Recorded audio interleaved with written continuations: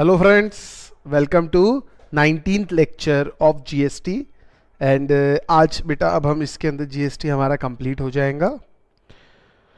हाँ, तो सबसे इम्पोर्टेंट, हमने लास्ट लेक्चर के अंदर रूल 42 रूल 43 हम देख चुके थे। अपोर्शनमेंट पूरा सेक्शन 17 सबसेक्शन 3 भी हमने कंप्लीट कर दिया था। अब हम आते हैं सेक्शन 17 सबसेक्शन 4 पे। उसके बाद सेक्शन 17 सबसेक्शन 5 हम ऑलरेडी कंप्लीट कर चुके थे। बेटा ये सेक्शन नंबर याद रखने की कोशिश करना, एग्जाम में बड़े काम आएंगे। बिल्कुल ही आपको याद रखना है, ये सेक्शन नंबर बहुत फायदे में रहोगे बेटा आप, ये बात मेरी ध्यान रखना। चलिए सेक्शन 17 सबसेक्शन 4 बहुत आसान, बहुत आसान है समझना चीज। ये सिर्फ बैंकिंग और फाइनेंशियल इंस्टीट्यूशन को एप्लीकेबल है। अब एक चीज समझना, बैंक के n नंबर ऑफ ब्रांच रहते हैं, बैंक के बहुत सारे ब्रांचेस रहते हैं, ठीक है ना। अब इसके अंदर कई बार काफी सारे गुड्स जो रहते हैं, कैपिटल गुड्स, वो एक ब्रांच दूसरी ब्रांच कई ब्रांचेस को देने के अंदर यूज होते हैं। अब इसमें हुआ क्या बेटा, बैंक का सबसे बड़ी जो सर्विस है बैंक की, जिसके ऊपर मैक्सिमम बैंक का जो रेवेन्यू है, इंटरेस्ट है, बराबर है, उसको तो गवर्नमेंट ने एग्जेम्प्ट करके रखा है। चीज समझ रहे नहीं समझ रहे? बैंक का जो सबसे बड़ा सर्विस चार्ज, जो बैंक काम क्या करती है, एक्सेप्टिंग और लैंडिंग डिपॉजिट, उसके ऊपर उसका चार्ज क्या, कंसिडरेशन इंटरेस्ट, उसको तो एग्जेम्प्ट करके रखा है कि नहीं। तो बैंक का क्या, बैंक को एक ऑप्शन दिया है। बैंक को क्या दिया है बेटा, एक ऑप्शन दिया है। जरा एक काम करते हैं, पहले ये आपको पढ़ाता हूँ, उसके बाद समझना। एक ऑल्टरनेटिव है बेटा बैंक को, और कुछ नहीं। और इसी का ये बेयर टेक्स्ट है, और उसके बाद एनालिसिस है। ये नीचे पूरा एनालिसिस पार्ट है, और बहुत आसान है। ये तो ऐसा सच कोई काम का नहीं है, ये पहले भी देख चुके 1% वाला, अडॉप्ट स्टैम्प ड्यूटी, ये ठीक है, ये सब कोई विशेष नहीं है। हाँ, तो ये आप समझने की कोशिश करते हैं। A banking company or financial institution, including non-banking financial company, engaging supplying services by way of accepting deposit, extending loan advance, shall an option to either comply with provision of subsection 2, यानी क्या, section 17 subsection 2 के provision से comply करो। मतलब पता है क्या है इसका, वो आपका रूल 42 रूल 43। अरे बैंक में भी तो ऐसे एसेट्स हो सकते हैं जो दोनों काम के लिए यूज होते हैं, क्योंकि बैंक की ज्यादातर सर्विस तो एग्जेम्प्ट है। Assets are use in providing exam service, ऐसे काफ़ी सारे एसेट हो सकते हैं। तो बैंक वाले हर महीने, और एसेट कितने, एक रजिस्ट्रेशन में कितने सारे एसेट होते हैं बैंक के।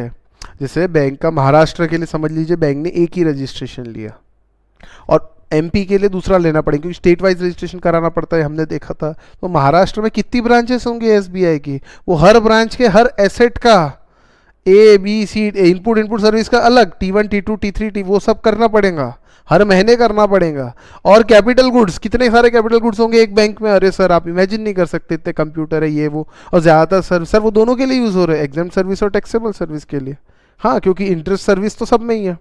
तो ज़्यादातर बैंक के जो कैपिटल गुड्स बोलो, इनपुट सर्विस बोलो, वो कॉमन है, कॉमनली यूज होते हैं। तो बैंक तो पागल हो जाएंगे इतना सब करते करते। चीज समझ रहे नहीं समझ रहे? बैंक तो पागल हो जाएंगे इतना सब करते करते। तो इसीलिए एक सिंपल ऑप्शन बैंक को एक ऑप्शन दिया है, दो ऑप्शन दिए बैंक को, दो में से तुम जो कर सकते। या तो भैया वो पूरी सर्कस करो, रूल 42 रूल 43 सेक्शन 17(2) में जैसा दिया वैसा करिए, या दूसरा एक ऑप्शन हम दे रहे। क्या ऑप्शन दे रहे? या तो भैया इसके जैसा करो, किसके जैसा, सेक्शन 17 सबसेक्शन 2 के जैसा, या फिर और avail of every month an amount equal to 50% of eligible input tax credit on input capital goods and input services of that month and the rest shall lapse। समझ आया क्या करना? बड़ा आसान है, 50% मिलेगा, 50% लैप्स हो जाएगा। चलिए, नहीं समझे होंगे तो 2 मिनट रुकना। Provided that options one share exercised shall not be withdrawn during the remaining part of the financial year. सीधी बात, अगर एक बार आपने ये ऑप्शन इस फाइनेंशियल ईयर में एक्सरसाइज कर लिया तो बचे पार्ट के लिए आप ऑप्शन विड्रॉ नहीं कर सकते। Number one, provided further that the restriction of 50% shall not apply to tax paid on supplies made by one registered person to another registered person having same PAN। Bank अपनी एक branch से दूसरी branch को one registered person to another registered person अगर कोई service देती है, कोई सप्लाई देती है, उस पर जो टैक्स पे किया हुआ रहता है, तो वो जो 50% का रिस्ट्रिक्शन है उस पर अलाउड नहीं होगा, उसका 100% आईटीसी दिया जाएगा। अभी भी हो सकता है आपको पूरा क्लियर ना हुआ हो, तो भी टेंशन मत लो बेटा, एनालिसिस एक बार पढ़ते हैं। As an alternative to above method, कौन सी मेथड सर? जो सेक्शन 17(2) में मेथड दी है उसके ऑल्टरनेटिव में।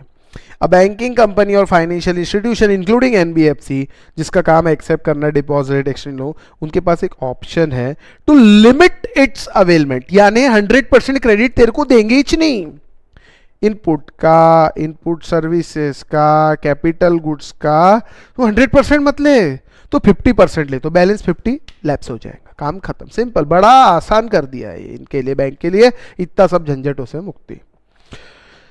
और बेटा एक बात बता देता हूँ, ज्यादातर क्या लगभग सभी बैंक के इसी गाड़ी में बैठ रहे, सेक्शन 17(4) के हिसाब से उनका आईटीसी चल रहा है, ये बात ध्यान रखना। Of eligible input services capital goods each month and remaining ITC shall lapse. Simple.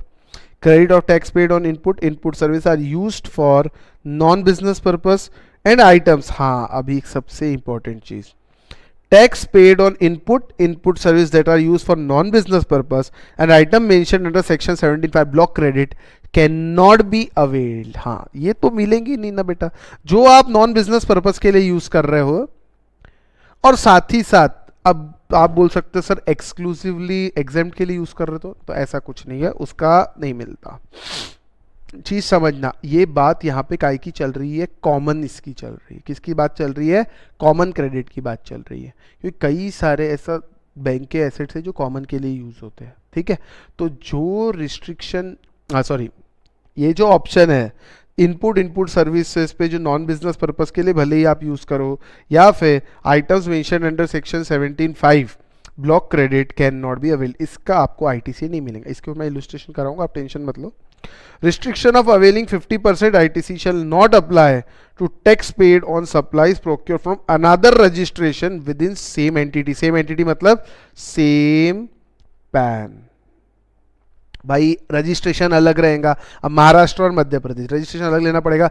Madhya Pradesh SBI ने महाराष्ट्र एसबीआई को कोई सर्विस दी, रजिस्ट्रेशन अलग है, हाँ, रजिस्ट्रेशन नंबर अलग है, हाँ, पैन सेम है, सेम पैन, तो उस पे 50% रिस्ट्रिक्शन नहीं रहेगा, वो आईटीसी पे 100% आप क्रेडिट ले सकते हो।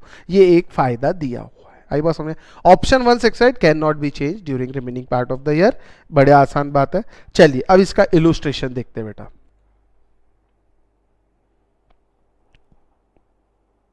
यस बैंक वाला एग्जाम्पल है ना बेटा अपना, वो देख लेते हैं। Example number 20, page number 245।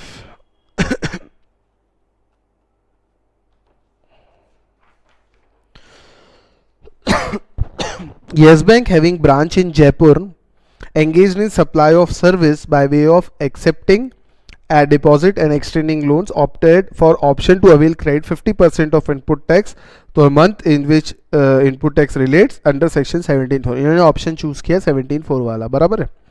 Its head office is in Mumbai and branch in Ahmedabad. Head office Mumbai में है, ब्रांच अहमदाबाद में है, और ये जयपुर में। 3 अलग अलग स्टेट मतलब 3 अलग अलग रजिस्ट्रेशन। अहमदाबाद गुजरात में आता है, मुंबई महाराष्ट्र में आता है, जयपुर राजस्थान में आता है। 3 रजिस्ट्रेशन दिख रहा है मुझे तो। Input tax credit CGST SGST available in month of August is 90,000 which includes total input tax credit relating to, इसमें इनपुट टैक्स में CGST और SGST दोनों लिया हुआ है, कितना कितना है उसके बारे में आपको दिया है। ठीक है। Service avail from its distinct establishment from Mumbai head office 18,000। बोलो इसका 100% मिलेगा? यस सर 100% मिलेगा। एक सेकेंड, हाँ, इसका 18,000 का 100% मिलता है। ये जो 90,000 है ना बेटा, ये 90,000 टोटल क्रेडिट है, टोटल क्रेडिट है, ये टोटल आईटीसी दिया हुआ है अगस्त मंथ का।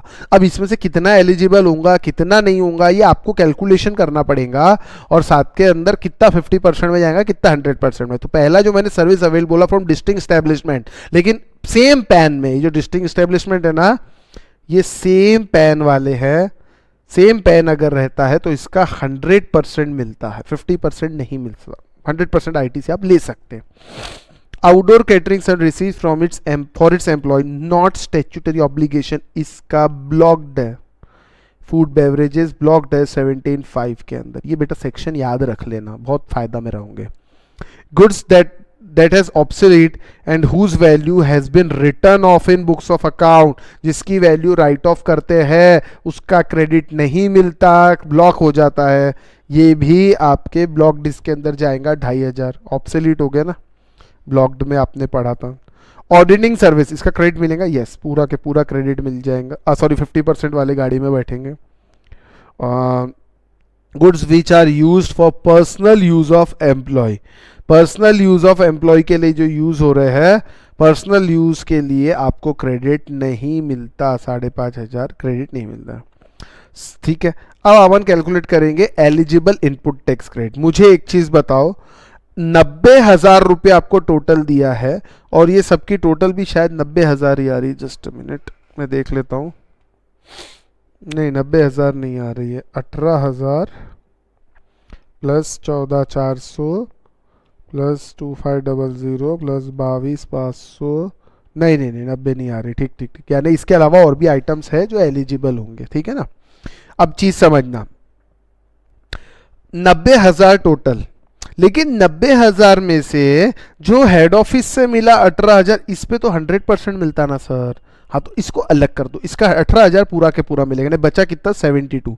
अब 72 में से क्या एलिजिबल नहीं है सर? 14,400 नहीं मिलेगा, 2,500 भी नहीं मिलेगा, और 6,500 भी नहीं मिलेगा, ये तीनों भी नहीं मिलेंगे। ये मिलेगा, हाँ ये मिलेगा, लेकिन ये 50% आईटीसी मिलेगा।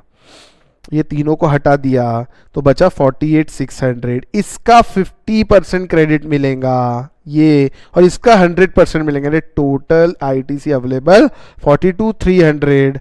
आई बात समझ में? तो अमाउंट ऑफ इनपुट टैक्स बचा कितना हो जाएगा? लैप्स, लैप्स कितना होगा? ये 24,300 मिलेगा, 24,300 लैप्स हो जाएगा। आई होप ये क्वेश्चन समझ में आया।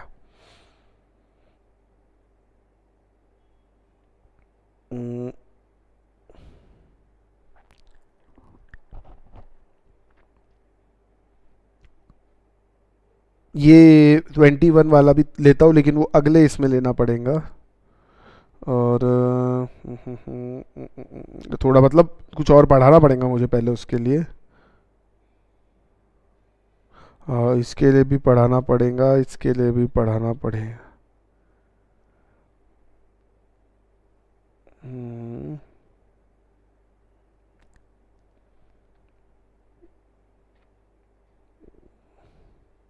पढ़ाना पड़ेगा।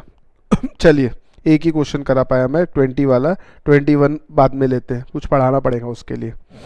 ठीक है, वापस आ जाओ बेटा अपने इसमें। अब हमारा क्या कंप्लीट हो गया सर? सेक्शन 17 पूरा कंप्लीट हो गया है ना। सेक्शन 17 4 भी कंप्लीट कर लिया, 5 पहले ही कंप्लीट करा चुका हूँ। सेक्शन 17 सब सेक्शन 6 भी करा दिया था, वो तो छोटा सा है। Page number 210।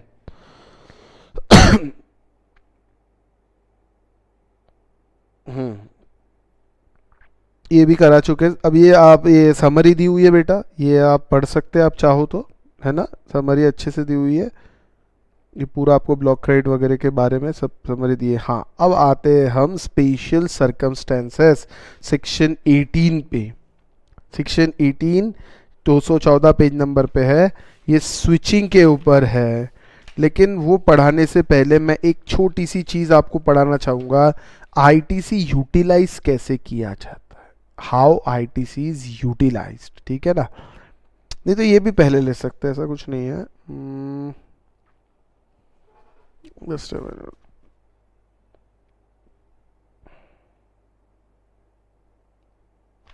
ठीक है, यही ले लेते हैं, आसान है। ये जो सेक्शन 18 है ना बेटा, स्विचिंग पे है, काय पे? स्विचिंग। मैं यहां लिख देता हूं,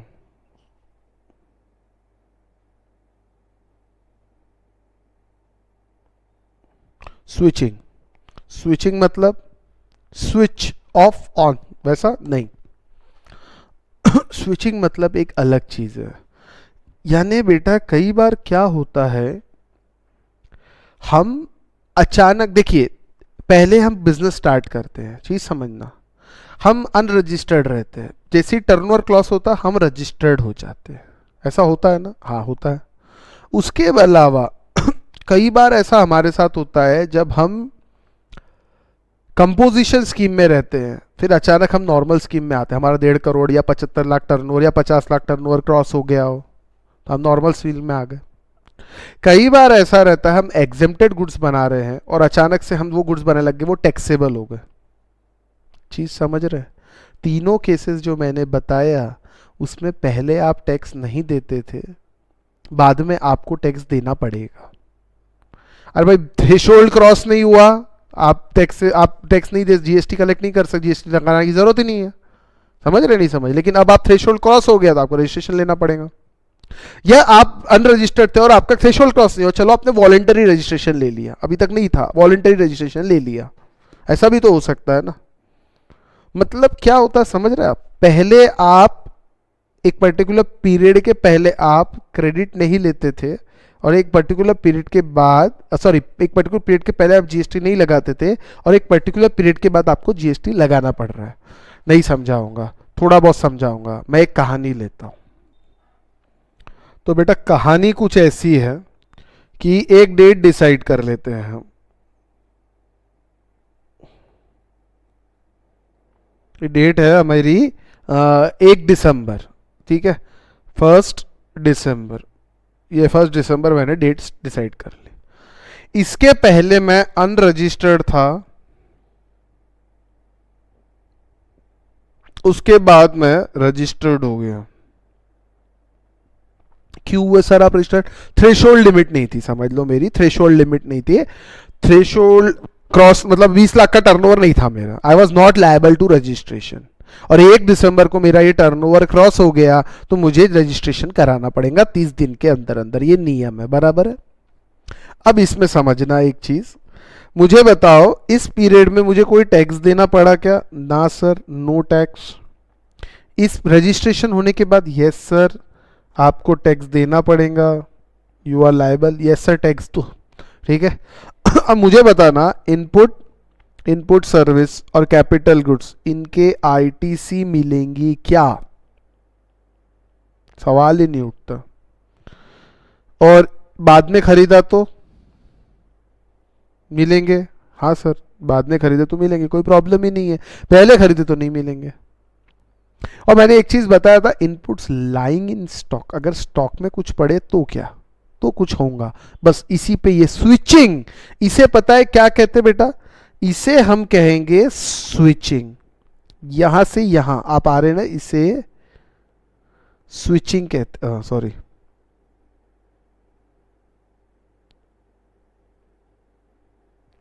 इसे स्विचिंग कहते हैं। अनरजिस्टर्ड से रजिस्टर्ड में स्विच होना। अब आपकी पूरी कायाकल्प सब कुछ बदल जाएगा।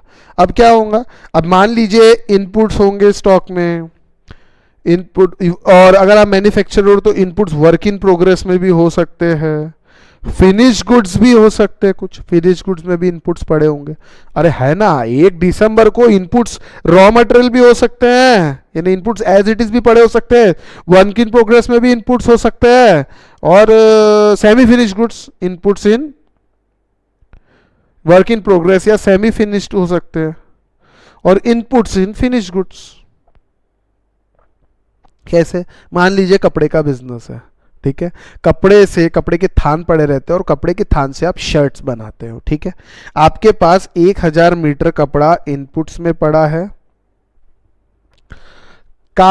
शर्ट बनाने के लिए काट के रखना पड़ता, फिर स्टिचिंग होती, तो काट के जो रखा हुआ है शर्ट सेमी फिनिश्ड में, वो उसमें 400 मीटर कपड़ा कटा हुआ है शर्ट बनाने के लिए, 1.5 2 मीटर, किसी की बाहें कटी हुई है, किसी के कॉलर कटे हुए, ऐसा सब तैयार है बिल्कुल, बस मजदूर बना ही रहे थे कि आपका 20 लाख का टर्नओवर हो गया, ठीक है। और फिनिश गुड्स आपके पास 500 शर्ट पड़े हैं रेडी, जिसके अंदर 750 मीटर कपड़ा ऑलरेडी यूज हो चुका है। तो inputs in the form of raw material 1000 metre है, inputs in the form of semi finish goods और वर्क इन प्रोग्रेस 400 मीटर है, inputs in the form of finish goods बिके नहीं है, ये शर्ट बिके नहीं है, आपके पास पड़ा है 750। अब इसमें आपका इनपुट जैसे ये कपड़ा हो गया, ये क्लॉथ हो गया, बटन भी हो सकते, हाँ बटन समझ लो 10,000 बटन पड़े हुए हैं, वर्क इन प्रोग्रेस में समझ लो 32-3500 बटन पड़े हैं, और फिनिश गुड्स में समझ लीजिए 4500 बटन हैं। बटन भी इनपुट्स हुए कि नहीं हुए? हाँ हो सकता है सर। इनपुट सर्विस का भी स्टॉक रहता है बेटा कभी पड़ा हुआ कि ये ऑडिट सर्विस है, अकाउंटिंग सर्विस, चल 10 यहाँ पड़ी है, ले 4 उठा के ले जा, ऐसा कभी नहीं रहता। इनपुट सर्विस का कोई स्टॉक नहीं रहता, और होगा भी तो नहीं मिलेगा, ये बता देता हूं। होगा तो भी यहाँ स्विचिंग के वक्त आप उसमें रजिस्ट्रेशन में नहीं ले जा सकते। मतलब मेरा कहना है जो इनपुट स्टॉक में है in the form of raw material, input stock में है in the form of WIP, input stock में in the form of finish goods. अब ये सब चीजें देखिए, ये सब चीजें 1 दिसंबर के पहले पड़ी है, 1 दिसंबर के बाद रजिस्टर्ड हो गए, अब आप टैक्सेबल लगा रहे हो, यानी आपकी आउटपुट सप्लाई टैक्सेबल हो गई, तो बेटा इन सब का आपको क्रेडिट मिलेगा जो स्टॉक में पड़ा हुआ है। यानी ये 1000 मीटर क्लॉथ, 400 मीटर और ये 750 मीटर का क्रेडिट, आप इसके ऊपर जो इनपुट टैक्स क्रेडिट आपको लग के आया, क्रेडिट मिल जाएगा, इनपुट्स में मिलेगा, ठीक है। मैं एक बेसिक बता रहा हूँ, इसके बाद आगे डिटेल में अभी गावरानी भाषा में पढ़ा रहा हूँ, आगे अच्छे से पढ़ाऊंगा, मतलब आगे यानी अभी इसको फुल प्रूफ भी करेंगे ये चीज़ को। हाँ तो इनपुट सर्विस का क्या, इनपुट सर्विस का भी स्टॉक रहता है क्या? ऑडिट सर्विस 4 पड़ी है, चल उठा के ले जा, ऐसा नहीं रहता। इनपुट सर्विस का कभी स्टॉक नहीं रहता, पहली बात।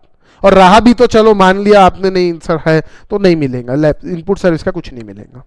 कैपिटल गुड्स का मिलेगा, लेकिन उसकी कहानी अलग है, वो अभी नहीं पता, दो अलग डिस्कस करेंगे, ठीक है। ये समझ में आई पहले कहानी। तो स्विचिंग कब कब होती सर, स्विचिंग कब कब होती बताता हूँ। स्विचिंग मतलब क्या हो गया, समझ में आ गया ना भाई, अनरजिस्टर्ड से रजिस्टर्ड हो गए, सीधी सीधी भाषा में बात ही है। तो सेक्शन 18 इसके लिए बना हुआ है। सेक्शन 18 के बेटा 4 पार्ट है। सेक्शन 18 सबसेक्शन, अब ये आपको बताता हूं सुनो, ये जो है ना ये पूरा आपका प्रोविजन है, स्टैट्यूटरी प्रोविजन। और पता है इसके बाद जो मैंने लिया है ये पार्ट है आपका एनालिसिस पार्ट। ये आपका एनालिसिस पार्ट है, बराबर। तो इसके ऊपर रिस्ट्रिक्शन कंडीशन कब तक क्या है वो सब सारी चीजें लिखी हुई है। तो एक काम करते हैं, पहले एनालिसिस आपको पढ़ाता हूं। हाँ एक चीज बेटा मैंने आपको बताई थी, आपको याद है कि नहीं पता नहीं, जिस दिन आपका, अब इस केस में आपका टर्नओवर 1 दिसंबर को क्रॉस हुआ, आपको 30 डेज के, मैंने बताया था मुझे अच्छे से याद है, 30 डेज के अंदर रजिस्ट्रेशन के लिए अप्लाई करना पड़ता है। अगर आप 30 डेज में रजिस्ट्रेशन, मान लीजिए 38 दिसंबर को 30 डेज कंप्लीट होते हैं, अगर आपने 25 दिसंबर को अप्लाई कर दिया, फिर भले ही 2 जनवरी को आपकी आरसी क्यों ना आई हो, आरसी यानी रजिस्ट्रेशन सर्टिफिकेट, तो भी आप रजिस्टर्ड पर्सन कब से माने जाओगे, 1 दिसंबर से। अगर आपने 30 दिन में अप्लाई कर दिया, और अगर आपने ऐसा नहीं किया तो फिर आप जिस दिन रजिस्ट्रेशन सर्टिफिकेट आते हैं उस दिन से रजिस्टर्ड पर्सन माने जाओगे। लेकिन टैक्सेबल पर्सन आप कब बन गए, टैक्सेबल पर्सन आप 1 दिसंबर को ही बन गए। टैक्सेबल पर्सन 1 दिसंबर को बन गए, मतलब टैक्सेबल पर्सन की डेफिनेशन क्या, a person who is registered और लायबल टू रजिस्टर्ड। अरे 20 लाख टर्नओवर तो 1 दिसंबर को ही क्रॉस हो गया, मतलब आप रजिस्ट्रेशन के लिए लायबल 1 दिसंबर को ही हो गए थे बेटा, बराबर है। और 25-30 दिन में आपको अप्लाई करना है। अगर अप्लाई कर दिया, भले ही 30 दिन के बाद रजिस्ट्रेशन सर्टिफिकेट आती है, तो भी आपको रजिस्टर्ड पर्सन जिस दिन आप लायबल टू रजिस्टर्ड हुए उस दिन से मान लिया जाएगा। और अगर आप ऐसा नहीं करते हो, 30 दिन में अप्लाई नहीं करते हो, बाद में करते हो, तो फिर क्या होगा, जिस दिन आपकी रजिस्ट्रेशन सर्टिफिकेट आएंगी उस दिन से आपको रजिस्टर्ड माना जाएगा। अब प्रॉब्लम यह होती है कि अगर आपने 30 दिन में अप्लाई नहीं किया तो 1 दिसंबर से जितने भी आप आउटवर्ड सप्लाई करोगे उस पे आपको जीएसटी तो लगाना पड़ेगा, बट 1 दिसंबर से जो भी आप इनपुट सर्विस कैपिटल गुड्स खरीदोगे उस पे इनपुट टैक्स क्रेडिट नहीं मिलेगा, क्योंकि आप इनपुट टैक्स क्रेडिट अगर लेना है तो उसके लिए पर्सन रजिस्टर्ड होना जरूरी है, और यदि आप 30 दिन में अप्लाई नहीं करते हो तो आप रजिस्टर्ड पर्सन जिस दिन रजिस्ट्रेशन सर्टिफिकेट आएंगी उस दिन बनोगे, मतलब आईटीसी नहीं मिलेगा, लेकिन आप टैक्सेबल पर्सन जरूर बन जाओगे 1 दिसंबर से। और अगर आप टैक्सेबल पर्सन बन जाते हो तो outward supply will be taxable. यानी इसका मतलब पता है गवर्नमेंट कितनी चालाक है, गवर्नमेंट आपसे कहती है बेटा हमारे साथ धोखा नहीं करना। अगर आपने 30 दिन में अप्लाई कर दिया तो हम वी आर वेरी गुड, हमको कोई प्रॉब्लम नहीं, लेकिन अगर आपने 30 दिन में अप्लाई नहीं किया तो हम आपकी बैंड बजा देंगे। यानी आउटवर्ड सप्लाई पे जीएसटी देना है, आउटवर्ड सप्लाई टैक्सेबल, जीएसटी लगेगा, इनपुट टैक्स क्रेडिट नहीं मिलेगा इनवर्ड सप्लाई का उतने दिन तक, जिस जब तक रजिस्ट्रेशन सर्टिफिकेट नहीं आती। ये मैं कहानी बताया था, मैंने सिर्फ दोहरा दी है फिर से। आई बात समझ में? क्यों दोहराई सर? नहीं मजा आ रहा था क्या मुझे? पागल हूं मैं? नहीं बिल्कुल नहीं, कुछ कहा मैं इसका, ध्यान देना।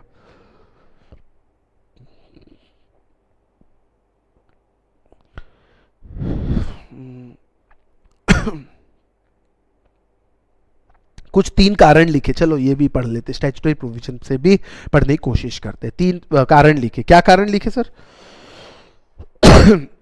Section 18 provides for entitlement of ITC on inputs in stock and contained in finished goods or work in progress and capital goods। मतलब इनपुट सर्विस का कुछ भी नहीं।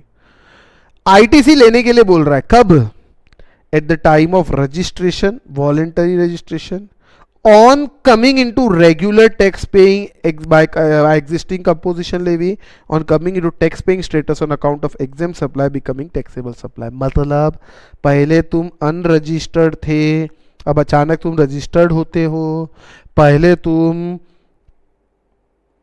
कंपोजिशन लेवी वाले थे, कंपोजिशन स्कीम वाले थे, अब अचानक तुम नॉर्मल स्कीम में आते हो, पहले तुम एग्जेम्प्ट सप्लाई करते थे, अब तुम टैक्सेबल सप्लाई करते हो। तो भैया ये पीरियड का ना आय मिलता, ना आईएस मिलता, ना सीजी मिलता, और इस पीरियड में ये तीनों भी मिलता, तो अगर ये और ये बचा हुआ है तो क्रेडिट ले लो, ऐसा कहना है। आई बात समझ? क्योंकि यहाँ पे आपने क्रेडिट लिया थोड़ी होगा, ना अनरजिस्टर्ड वाले को क्रेडिट लेने मिलता है, ना कंपोजिशन वाले को आईटीसी लेने मिलता है, ना एग्जेम्प्ट सप्लाई वाले को आईटीसी लेने मिलता है। सीधी सीधी बात है ना यार, है ना? चलिए कोई बात नहीं।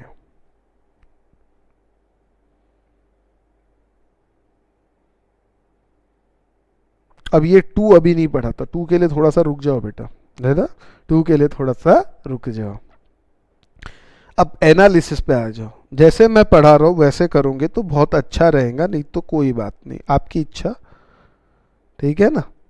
अब एक चीज समझना बेटा, एनालिसिस पार्ट में पहला point, person who has applied for registration within 30 days from the date on which person become liable to registration and has been granted such registration, यानी ईमानदारी वाला आदमी है। हाँ, तो goods entitle to ITC, input held as stock या capital goods, inputs और capital goods दोनों का आईटीसी मिलेगा।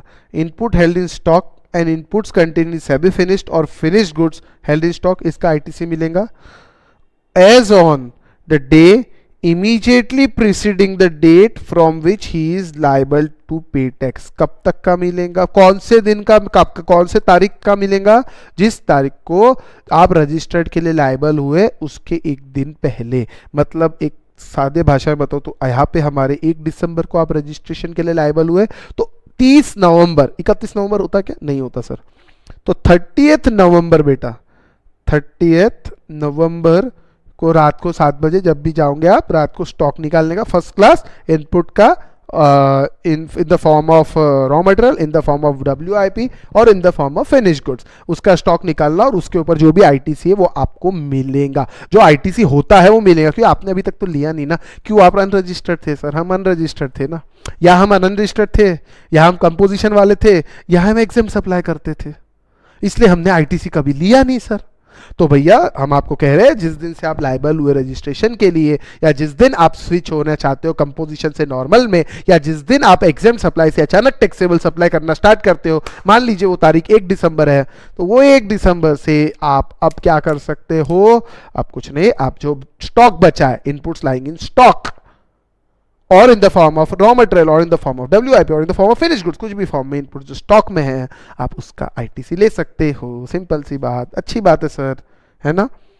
ले सकते ऑन द डे इमेज, उस दिन जो पड़ा है वो, ठीक है।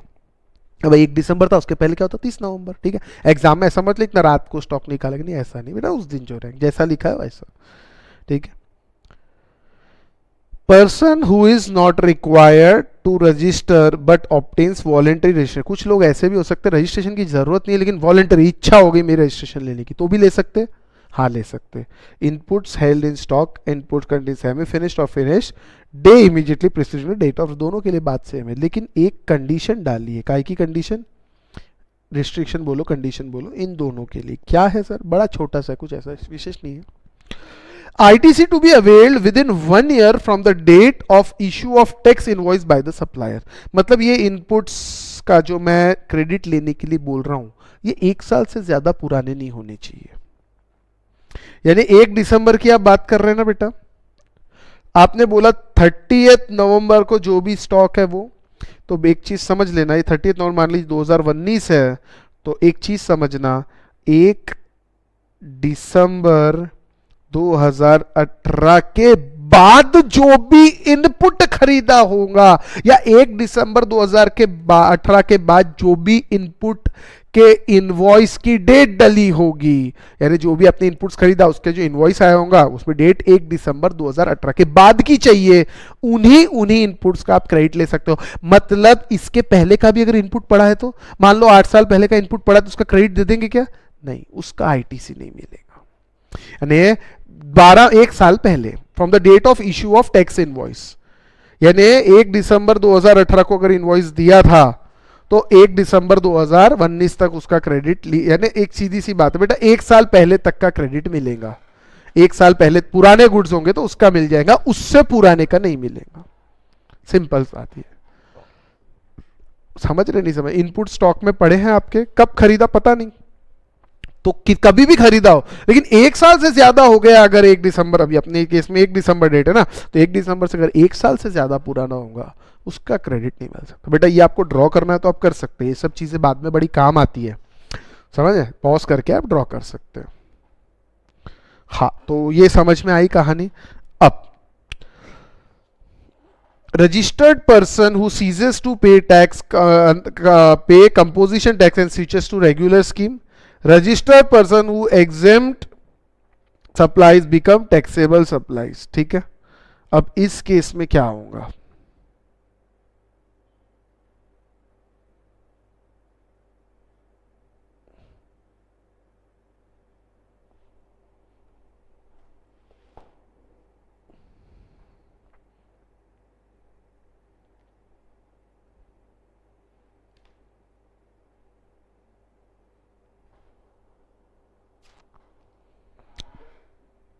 चलिए तो सबसे पहले थर्ड पॉइंट देखते हैं।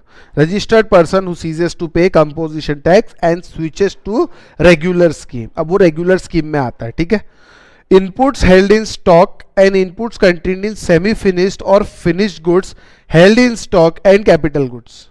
ठीक है, यहां पे कैपिटल गुड्स भी है, मतलब इसका आप समझे, जो पर्सन लाइबल टू रजिस्ट्रेशन होता है, चीज समझ लो, लाइबल टू रजिस्ट्रेशन, रुको मैं कलर चेंज करता हूं यहां पे,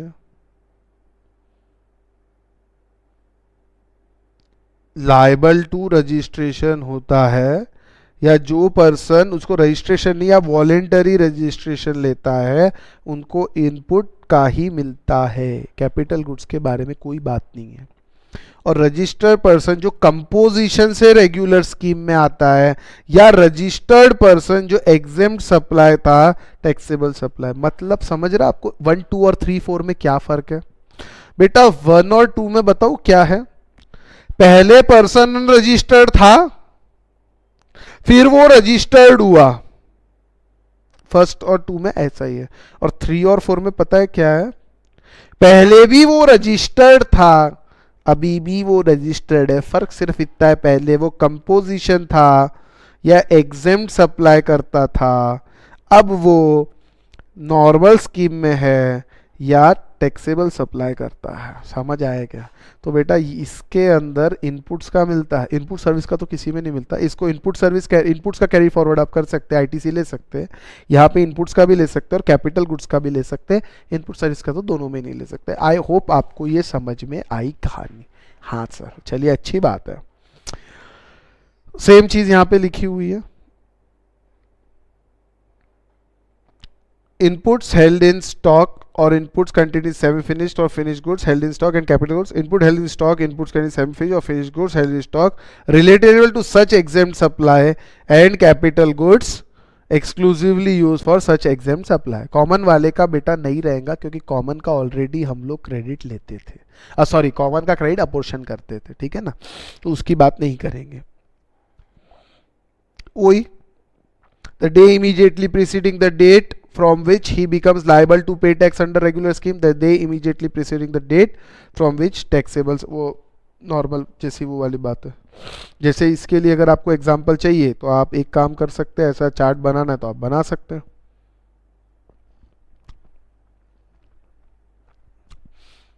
ये डेट ले लो, वही 1 दिसंबर। अब यहाँ पे वो कंपोजिशन था, यहाँ पे वो नॉर्मल स्कीम में आ गया, नॉर्मल टैक्सेबल पर्सन, बराबर है, नॉर्मल स्कीम में आ गया, नॉर्मल टैक्सेबल पर्सन, बराबर। अब आईटीसी किसका, अगेन वही input, input service, capital goods. यहाँ पे आईटीसी तो मिलता नहीं था, अब यहाँ पे इसका भी मिलेगा और इसका भी मिलेगा। इनपुट का तो आपको बताया जैसे मिलेगा, कैपिटल गुड्स के लिए एक पॉइंट दिया हुआ है कैसे मिलेगा, ध्यान देना। ITC on capital goods will be reduced by 5% per quarter of a year or part of the year from which date of invoice, date और जो भी invoice की date है उससे 5% per quarter चलना और part thereof. ITC claim shall be verified with corresponding detail furnished by corresponding supplier, उसको verify करना पड़ेगा, और ITC to be availed within 1 year from the date of issue of tax invoice by supplier, यानी 1 साल से ज़्यादा पुराना capital goods नहीं चलेगा। आई बात समझ में?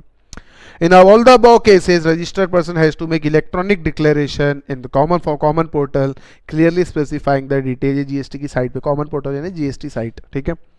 The inputs held in stock, inputs contain semi-finished or finished goods and capital goods on the date mentioned in column 4. The declaration to be filed within 30 days, extendable by Commissioner of State GST या Commissioner of UT GST from the date of registration person becomes eligible to avail ITC if claim of ITC pertaining to this put together exceeds 2 lakh. अगर आपका जो ITC आप claim कर रहे हो switching के time पे, अगर वो total ITC CGST SGST UTGST या फिर IGST का टोटल मिला के अगर 2 लाख से ज़्यादा होता है तो भैया आपको डिक्लेरेशन जो आप फाइल कर रहे हो वो आपको चार्टर्ड अकाउंटेंट या कॉस्ट अकाउंटेंट से उसको सर्टिफाई करवाना पड़ेगा, ठीक है। अब ये प्रोसीजरल पार्ट है, ज़्यादा कुछ इसके अंदर है नहीं। हाँ, ये तीनों एग्जाम्पल बेटा आप देख सकते हो, देख लेते हैं एक बार, मैं ही पढ़ा देता हूँ, ज़्यादा इसमें भी कोई डिफिकल्ट नहीं है।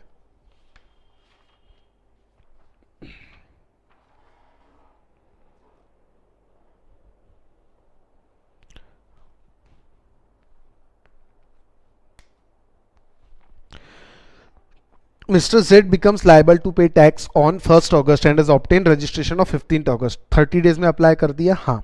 Mr. Z is eligible for ITC on inputs held in stock and pass of semi-finished and held the stock on 31st जुलाई को, जो भी रहेगा एक दिन पहले। Z can not take ITC on capital goods, सीधी सी बात है, क्योंकि पहले अनरजिस्टर्ड था फिर रजिस्टर्ड हुआ। इसने वॉलेंटरी रजिस्ट्रेशन लिया 5 जून को, वॉलेंटरी रजिस्ट्रेशन पहले अनरजिस्टर्ड फिर रजिस्टर्ड हुआ, and obtains registration on 22 June with in 30 days, yes. उसको मिल जाएगा कौन सा, 4 तारीख को, जो भी उसके स्टॉक में रहेगा। सॉरी, वॉलेंटरी रजिस्ट्रेशन लिया ना, ओके ओके ओके ओके, एक मिनट, वॉलेंटरी रजिस्ट्रेशन में ऐसा नहीं होता। वॉलेंटरी रजिस्ट्रेशन के केस के अंदर 22 जून को उसको रजिस्ट्रेशन सर्टिफिकेट मिला है तो उसको 22 जून से रजिस्टर्ड माना जाता है बेटा। तो उसके एक दिन पहले यानी 21 जून को जो भी स्टॉक रहेगा उसका उसको क्रेडिट मिलेगा। आईटीसी कैपिटल गुड्स पे नहीं मिलता। Registered tax, mister B, registered taxable person was paying tax under composition, यानी पहले भी रजिस्टर्ड था अभी भी रजिस्टर्ड हो रहा है इस केस में, up to 30th June. However, with effect from 30th July, however, with effect from 31st July, Mr. B becomes liable to pay tax under regular scheme. Turnover limit हो गए 1.5 करोड़ या 75 lakh. Mr. B will be eligible for ITC on inputs held in stock and inputs containing semi-finished or finished goods on and on capital goods and on 30th July. बराबर. ITC on capital goods will be reduced by 5% per quarter from the date of invoice. 5% sir reduce होते जाता है. बहुत बढ़िया sir. अब मैं इसके बेटा क्वेश्चंस लूंगा, आप टेंशन मत लो, इसके पूरे के पूरे क्वेश्चंस हैं हमारे पास, ठीक है ना. हाँ,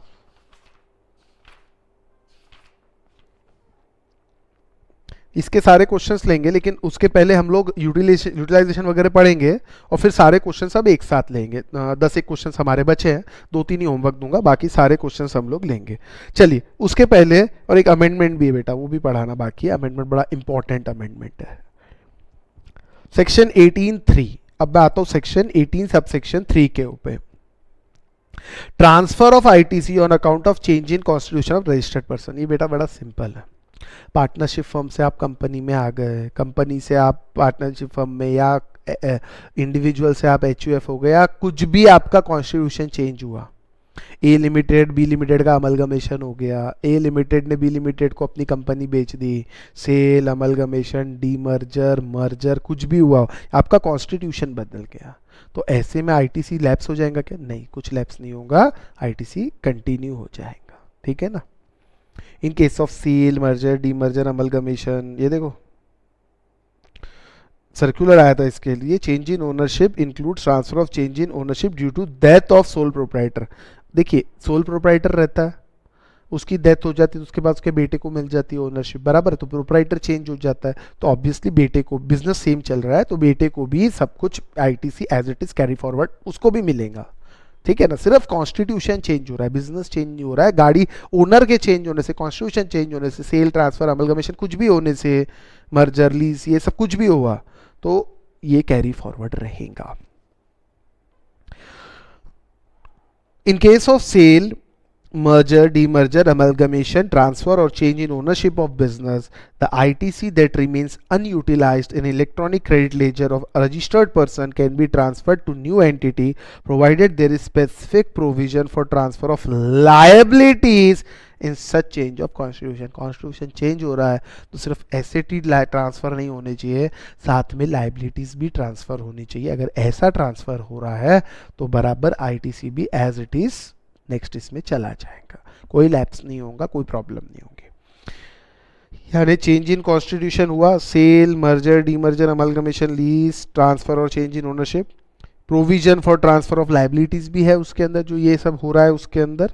तो ITC remaining unutilised in electronic credit ledger is transferred to newly constituted entity. यानी न्यूली कॉन्स्टिट्यूटेड जो एंटिटी है उसका जीएसटी नंबर अलग रहेगा, उसकी इलेक्ट्रॉनिक क्रेडिट लेजर में ये ITC as it is transfer हो जाएगा, रिफ्लेक्ट हो जाएगा, कोई प्रॉब्लम नहीं. चलिए, डीमर्जर का क्या होगा? डीमर्जर यानी मान लीजिए ए लिमिटेड था, अब दो कंपनी बन गई, A1 B1. ए लिमिटेड था, दो कंपनी बन गई A1 B1. अब क्या होगा? या ए बी लिमिटेड था, ज़्यादा बेटर, ए बी लिमिटेड था, दो कंपनी में डीमर्ज हो गया, ए लिमिटेड बी लिमिटेड. अब क्या होगा?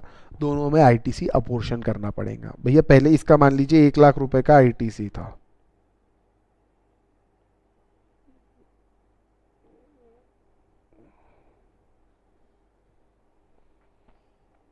ए बी लिमिटेड, और इसका मान लीजिए 1 लाख रुपए का आईटीसी पड़ा हुआ है इसके इलेक्ट्रॉनिक क्रेडिट लेजर के अंदर.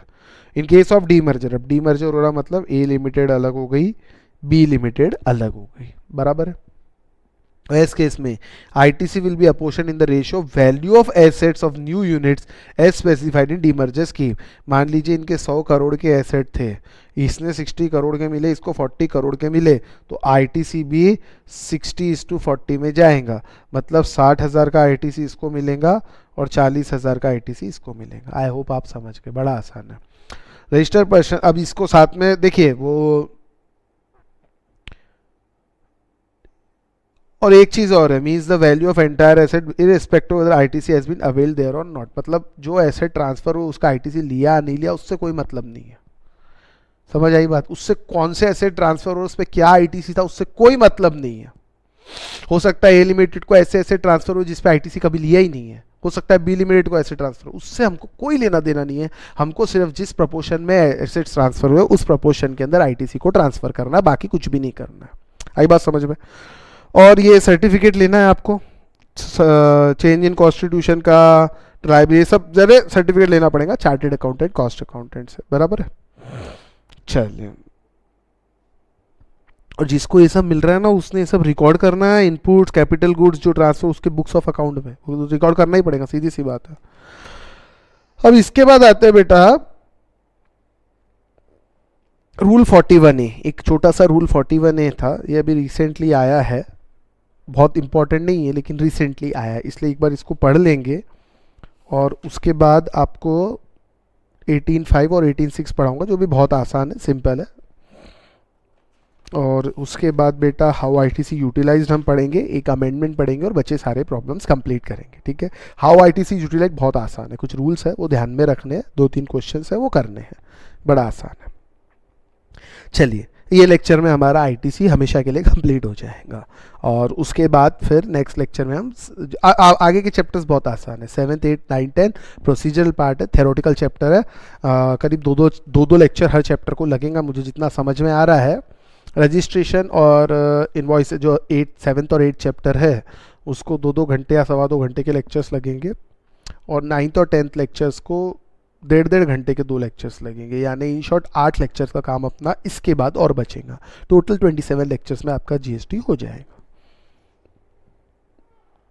चलिए, और अगर आप ये लेक्चर देख रहे हो फ्रेंड्स तो आपको 19th लेक्चर आप देख रहे हो, 19th लेक्चर, ठीक है? इसके बाद 8 और बचते हैं, लेकिन वो बहुत इजी पार्ट है। सबसे कठिन, सबसे इंपॉर्टेंट, डिफिकल्ट ये था आईटीसी, अगर ये समझ गया तो फिर तो मतलब, और वैसे भी आपका जीएसटी बहुत चिल्लर है, मुझे तो बहुत चिल्लर लगता है, और सर आप बोलोगे सर आपको तो चिल्लर ही लगेगा, हाँ बेटा फाइनल लेवल पे पढ़ाने के बाद ये लेवल पे बहुत आसान है जीएसटी आप लोगों को भी, इसलिए मैं कह रहा हूँ, इसलिए मैंने बहुत धीरे धीरे पढ़ाया है ताकि आप अच्छा स्कोर कर सको, और जीएसटी बहुत स्कोरिंग है, मेरी बात मान लो, बहुत बहुत फायदे में रहोगे। स्मार्ट स्टडी करो, टाइम कम है, टाइम बहुत नहीं है, और भी कहिए तो एक 40 मार्क का, इसके अलावा और सर 7 सब्जेक्ट पढ़ने हैं और इतना बड़ा वो इनकम टैक्स भी है सर, पढ़ाई का कम थोड़ी है बेटा आपके पास, है ना? चलिए जाने दो। सेक्शन 25 एक्चुअली ये चीज़ रजिस्ट्रेशन चैप्टर में भी है, जैसे सेक्शन 25 है रजिस्ट्रेशन से रिलेटेड है, रजिस्ट्रेशन चैप्टर में वैसे ही आएंगी, लेकिन मैं अभी कुछ और बात कर रहा हूँ। ट्रांसफर ऑफ आईटीसी और obtaining separate registration from multiple places of business with in a state. देखिए बेटा, अगर आपकी इस्टेब्लिशमेंट महाराष्ट्र में है और मध्य प्रदेश में है, 2 इस्टेब्लिशमेंट है, तो आपको तो अलग अलग रजिस्ट्रेशन लेना ही पड़ेगा। इसका रजिस्ट्रेशन अलग, भले ही आपका सेम पैन क्यों ना हो, लेकिन अगर स्टेट अलग है तो इसका रजिस्ट्रेशन अलग, इसका रजिस्ट्रेशन अलग आपको लेना पड़ेगा, क्योंकि सीजीएसटी तो एक ही रहेगा लेकिन एसजीएसटी अलग अलग हो गया ना, ये स्टेट गवर्नमेंट अलग है, ये स्टेट गवर्नमेंट अलग है। लेकिन मेरा कहना है आपका एक स्टैब्लिशमेंट महाराष्ट्र में है, दूसरा स्टैब्लिशमेंट भी महाराष्ट्र में, ये नागपुर में है और ये पुणे में है, तो क्या इसके लिए भी अलग अलग रजिस्ट्रेशन लेना है क्या? नहीं, ज़रूरत नहीं है, सेम पैन होना चाहिए, बस वो ध्यान रखना, सेम पैन, सेम एंटिटी है, सेम पैन है, जरूरत नहीं है, लेकिन आप ले सकते हो, आप चाहो तो हर स्टैब्लिशमेंट का आप अलग रजिस्ट्रेशन ले सकते हो, आपके ऊपर है बेटा, यू कैन टेक, ठीक है? तो section 25 enables taxpayer to obtain separate registration for multiple places of business in a state. The registered person transferor having separate registration for multiple places of business within state can transfer unutilized ITC wholly or partly lying in his electronic credit ledger to any or all newly registered place of business in the ratio of value of assets held by them at the time of registration. Here value of assets means the value of entire assets of the business irrespective whether ITC has been availed or not. The registered person should furnish particular prescribed details on common portal within period of 30 days from the date of from the obtaining from or date from within 30 days from obtaining such separate registration. Upon acceptance of such details by newly registered person on common portal, the unutilized ITC gets credited to its electronic credit ledger. नहीं समझा होगा sir, कुछ समझा कुछ नहीं समझा, बता देता हूँ। समझ लीजिए, मैंने एक कंपनी बनाई, Nikhil Sarda and company, and Sarda associates and associates, ये मैंने एक फर्म बनाई, ठीक है, और मैंने इसके जीएसटी में रजिस्ट्रेशन भी करवाया। ये मैंने बनाई 1/4/2018 को।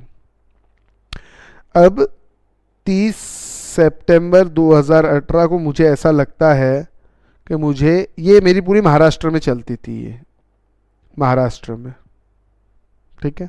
अब मुझे ऐसा लगता है कि मुझे एक और स्टैब्लिशमेंट खोलना है पुणे के अंदर, ठीक है, या मैं ऐसा बोल सकता हूँ कि ये नागपुर में ये स्टैब्लिशमेंट है, पुणे में भी इसी दिन मैंने स्टैब्लिशमेंट बनाई। चलो और एग्जाम्पल कॉम्प्लिकेट कर देता हूँ, कॉम्प्लिकेट नहीं सॉरी सिंपल कर देता हूँ ताकि समझ में आए। पुणे में भी खोली सेम, मैंने इनका रजिस्ट्रेशन सेम लिया, सेम रजिस्ट्रेशन है, मतलब इलेक्ट्रॉनिक क्रेडिट लेजर एक ही होगा। मान लीजिए इलेक्ट्रॉनिक क्रेडिट लेजर में 1 लाख रुपए का ITC अनयूटिलाइज्ड पड़ा हुआ है, क्रेडिट पड़ा हुआ है। अब फिलहाल तो दोनों एक ही स्टैब्लिशमेंट है, रजिस्ट्रेशन एक है, सब कुछ है, मतलब बैलेंस शीट एक है। अब मुझे अलग अलग करना है, अलग अलग करना मतलब पुणे का सेपरेट रजिस्ट्रेशन मैं लेना चाहता हूँ और नागपुर का सेपरेट करना चाहता हूँ। तो आप एक काम कीजिए, पुणे का सेपरेट अलग रजिस्ट्रेशन आप ले सकते हैं चाहे तो एक ही स्टेट में आप सेपरेट रजिस्ट्रेशन ले रहे हैं अंडर सेम पैन। मतलब क्या होगा इसका, महाराष्ट्र का में 2 रजिस्ट्रेशन हो गए मेरे, 2 separate unit, 2 these are deem distinct person, इसको डीम डिस्टिंक्ट माना जाएगा, भले ये एक है लेकिन इसको डीम डिस्टिंक्ट माना जाता है। तो बेटा अगर ये डीम डिस्टिंक्ट है तो इसके अंदर, अब ये आपके मान लीजिए ये दोनों, पहले तो आप एक थे, 100 करोड़ के एसेट्स थे, अब ये एसेट्स, अब ये जो 1 लाख का जो क्रेडिट बचा है ये आप अपोर्शन कैसे करोगे, अगेन जिस फॉर्म में आप एसेट्स कर रहे हैं। अगर ये 50-50 कर रहे हैं तो ये भी 50-50 होगा, ये 60-40 कर रहे हैं तो ये भी 60-40 होगा। आई होप आप समझ गए, इतना आसान है ये रूल, ठीक है।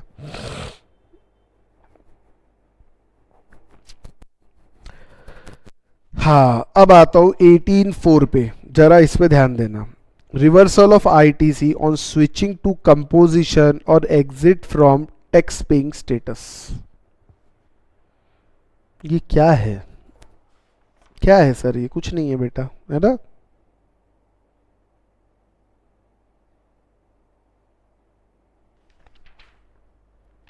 ये उल्टा है, काहे का उल्टा सर, 18(1), 18(2) और 18(3) का उल्टा है। ये उल्टा कैसे सर, बेटा पहले आप अनरजिस्टर्ड थे या आप एग्जेम्प्ट सप्लाई करते थे, जो भी था, या आप कंपोजिशन वाले थे, मतलब पहले जो पहले 3 केसेस देखे उसमें आप पहले टैक्स नहीं देते थे, बाद में आप नॉर्मल स्कीम में टैक्स दे रहे हो, ऐसी गाड़ी चल रही। ये उल्टी गाड़ी है। उल्टी गाड़ी मतलब अभी आप टैक्स देते हो नॉर्मल से या आप रजिस्टर्ड हो, अब आप नॉर्मल से कंपोजिशन पे आ रहे हैं या आप रजिस्टर्ड से अनरजिस्टर्ड होना चाहते हो, टैक्स पेइंग स्टेटस अब आपका कम कर। आप समझ रहे हैं मैं क्या बोल रहा। पहले जो भी मैंने 3 केस पढ़ा है आपको, 18(1), 18(2), 18(3), उसमें गाड़ी सीधी चल रही थी। पहले आप टैक्स नहीं दे रहे थे, अब आप टैक्स दे रहे हो, या पहले आप कंपोजिशन में थे, अब आप कंपोजिशन से नॉर्मल में आ रहे हो, या पहले आप अनरजिस्टर्ड थे, अब आप रजिस्टर्ड हो रहे हो, वॉलंटरी लिया है कुछ भी। लेकिन अब उल्टा, पहले ऐसे स्विच हो रहे थे, अब ऐसे स्विच हो रहे, यानी presently you are tax paying, presently आप टैक्स पे कर रहे थे, प्रेजेंटली आप टैक्स, अब आप टैक्स पे नहीं करना चाहते, यानी आपका टर्नओवर समझ लो कम हो गया होगा, आप रजिस्टर्ड से अनरजिस्टर्ड हो गए। या फिर आप कंपोजिशन में थे, नहीं नॉर्मल स्कीम में थे, अब आप कंपोजिशन में आना चाहते हो, ऐसा भी हो सकता है कि नहीं हो सकता, हाँ हो सकता है। इस केस में क्या होगा, उल्टी स्विचिंग है, इसको यार लिख सकते हैं आप, रिवर्स उल्टी स्विचिंग। तो बेटा मुझे एक बात बताओ, पहले इसमें क्या क्रेडिट मिला? देखिए ना, आप पहले नॉन टैक्सेबल का मतलब टैक्स नहीं देते थे, फिर आप टैक्स देने लग गए, तो पहले क्रेडिट नहीं मिला था, अब क्रेडिट मिलने लग गया। वैसे ही अब यहां पे आप टैक्स देते थे तो क्रेडिट मिला था, अब आप नहीं दे रहे टैक्स, या आप कंपोजिशन में आ रहे हैं, आप अनरजिस्टर्ड हो रहे हैं, तो अब आप टैक्स नहीं दोगे, तो जो क्रेडिट मिला था उसको रिवर्स करना पड़ेगा कि नहीं करना पड़ेगा? हाँ करना पड़ेगा सर, इसे कहते हैं रिवर्सल। रिवर्सल करना मतलब आउटपुट टैक्स लायबिलिटी में ऐड करना। कहानी समझ गए? अब जरा डिटेल के अंदर इसको पढ़ भी लेते हैं, और एक एग्जांपल, बड़ा प्यारा सा एग्जांपल बना के दिया है बेटा यहाँ पे, वो भी हम लोग देखेंगे, और उसके बाद ये ज्यादा बचा नहीं है, हमारा कंप्लीट हो जाएगा। आई बात समझ में? Section 18(4) require reversal of ITC when register, जैसे 18(1), 18(2), 83 के हिसाब से टेकिंग ऑफ आईटीसी, बराबर है, यहां पर रिवर्सल विल बी रिक्वायर्ड। आई बात समझ में? तो 18(4) required reversal of ITC when registered person who has availed ITC switches to composition levy और when his supply gets wholly exempted from tax. यानी देखो, या तो भाई रजिस्टर्ड पर्सन है, या तो वो कंपोजिशन पे शिफ्ट हो गया, ठीक है, या फिर वो जो पहले टैक्सेबल सप्लाई करता था अब उसकी सप्लाई एग्जेम्प्ट हो गई, गवर्नमेंट ने नोटिफिकेशन दिया आज से ये गुड्स एग्जेम्प्ट, तो ऐसा भी तो हो सकता है ना उसकी सप्लाई एग्जेम्प्ट हो जाए, क्यों नहीं हो सकता सर? या ITC on input should be reverse proportionately on the basis of corresponding invoices on which credit has been availed on such inputs if invoices are not available. देखिए भाई, इसके अंदर एक गवर्नमेंट कितनी चालाक है आपको बताता हूँ, ठीक समझना। अभी आप लोगों को जब क्रेडिट लेने की बात थी, तो जो इनपुट्स वो डेट से, जब भाई आप अनरजिस्टर्ड से रजिस्टर्ड में आए, तो वो डेट से एक साल पहले तक के इनवॉइसेस का आप क्रेडिट ले सकते थे, एक साल पहले तक के इनवॉइस कैपिटल गुड्स का आप क्रेडिट ले सकते थे, ये अपन ने देखा था, एक साल तक। और जब रिवर्स करना है ना, तो फिर एक साल नहीं है, कितना भी 10 साल 20 साल कितना भी पुराना हो तो भी रिवर्स करना पड़ेगा। है चालाकी, नंबर एक। नंबर दो, अगर आप बोले सर इनवॉइस गुम गया, 10 साल पहले का अब इनवॉइस नहीं है, तो पता है क्या करना पड़ेगा?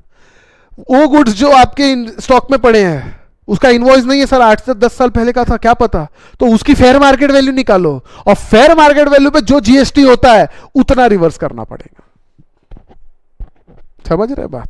सर जो 10 साल पहले का था जीएसटी तो था ही ना, उससे हमको नहीं मतलब, आज स्टॉक में है, फेयर मार्केट वैल्यू निकालो, उस फेयर मार्केट वैल्यू पे जो रेट है जीएसटी का वो रेट लगाओ, और उतना जीएसटी आईटीसी रिवर्स करो, आईटीसी भले ही ना लिया हो। आया समझ में? स्टॉक में है ना, बात खत्म। ITC on input should be reversed proportionately on the basis of corresponding invoice on which credit has been availed on such inputs. If invoices are not available, अगर invoice गलती से available नहीं है, ITC can be reversed on the basis of prevailing market price. Market value निकालिए on such goods on the date of switch over exemption.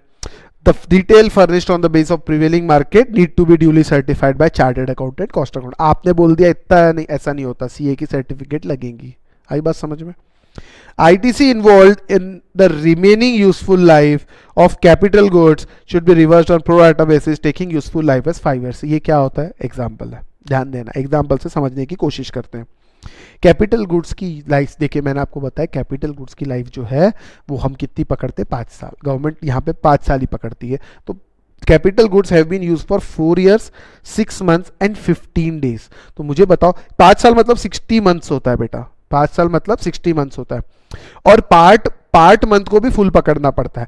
अब 4 years 6 months, 4 साल यानी 48 महीने हो गए, 48 + 6 यानी 54 महीने हो गए, 54 + 15 दिन, तो 54.5 पकड़ू कि 55 पकड़ू? सर 55 मंथ पकड़ना पड़ेगा, तो 15 months आपका हो गया। ये capital goods have been use for 4 years 6 months and 15 days, यानी टोटल 55 months में यूज थे, बराबर है। तो रिमेनिंग लाइफ कितनी है? 5 मंथ। तो आईटीसी जो आपने कैपिटल गुड्स पे लिया था वो आपको रिवर्स करना पड़ेगा, कितना?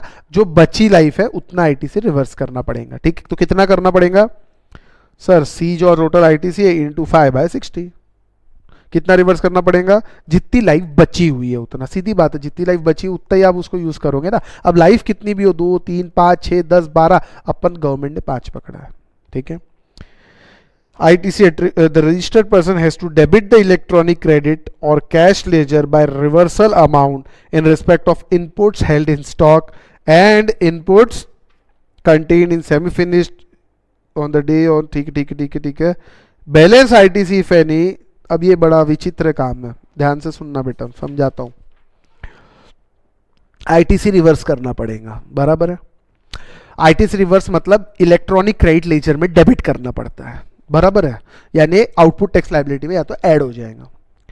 मेरे इलेक्ट्रॉनिक क्रेडिट लेजर में, मेरे इलेक्ट्रॉनिक क्रेडिट लेजर में 20 लाख रुपए का क्रेडिट पड़ा हुआ है, और ये जो है ये रिवर्स करने के लिए मुझे कह रहे हैं, तो ये रिवर्सल का मैं पूरा जब कैलकुलेशन करता हूं कैपिटल गुड्स इनपुट्स वगैरह का, तो करीब करीब 5 लाख निकल के आता है।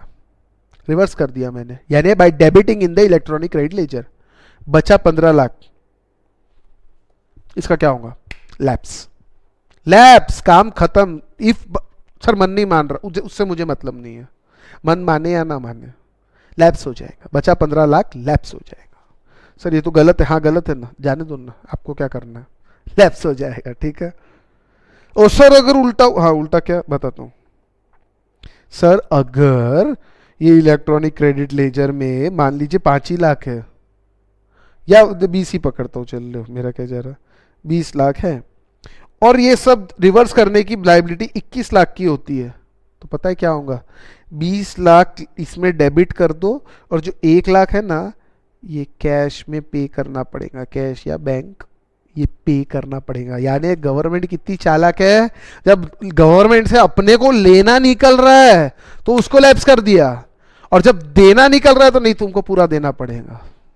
समझा आपने, चीज समझे नहीं, ठीक है ना। तो बेटा इसीलिए लोग डरते हैं, मतलब स्विचिंग के टाइम पे बहुत प्रॉब्लम हो जाती है। अगर क्रेडिट बहुत ज़्यादा पड़ा हुआ है तो पूरा लैप्स हो जाएगा। लोगों ने बोला इसके लिए, लेकिन गवर्नमेंट नहीं मानी।